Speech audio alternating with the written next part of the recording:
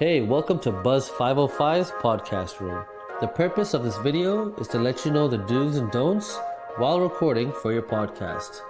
Before you start, there are some things to be aware of while recording.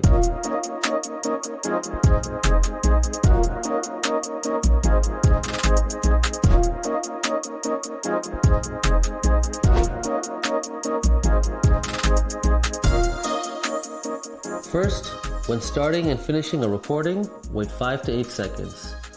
This is to make it easier for the editor to make seamless transitions for your podcast.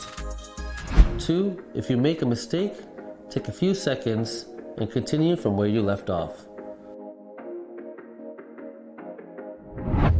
Next, avoid touching the microphone while recording. This helps us avoid any unnecessary sounds or noise. Instead of touching the microphone, you can use the arm to make any adjustments.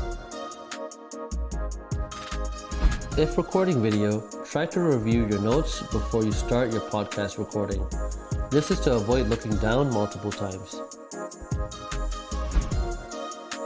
Thank you for listening and have fun recording.